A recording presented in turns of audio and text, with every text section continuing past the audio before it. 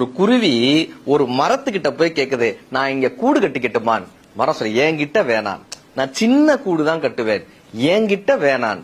இல்ல நான் ரொம்ப வெயிட் எல்லாம் கிடையாது, நான் சின்னதா ஒரு கூடு கட்டி, என்கிட்ட நீ கூடு கட்டாத, வேற ஏதாவது ஒரு மரத்தை போய் பாரு, என்கிட்ட வேணான்னு அந்த மரம் சொல்லுது. இப்ப இந்த குருவி ரொம்ப வருத்தத்தோட இன்னொரு மரத்துல போய் கூடு கட்டுது. கொஞ்ச நாள்ல அங்க பயங்கர மழை, வெள்ளம். அந்த வெள்ளம் வந்ததுல இந்த மரத்தை அடிச்சுட்டு போகுது, வேரோட அந்த மரத்தை சாச்சு அந்த மரமா அடிச்சு வெள்ளத்திலேயே போகுது.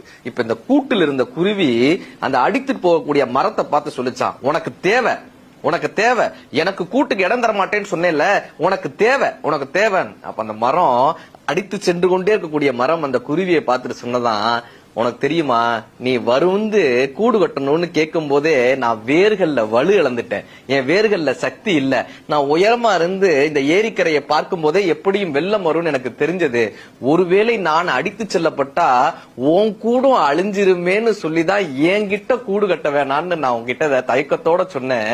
உனக்கு வேணான்னு சொல்றதுக்காக இல்ல, நான் வலுவிழந்துட்டேன்ற காரணத்தினாலும் என்னால் நீ அழிந்து விடக்கூடாதுன்ற காரணத்தினாலும் தான் நான் வேணான்னு சொன்னேன்னு அந்த மரம் சொன்னாங்க. என்னைக்குமே ஒரு பிரச்சனை வரும்போது அடுத்தவர்கள் பக்கம் இருக்கக்கூடிய நியாயங்களை புரிந்து கொள்ள முயற்சி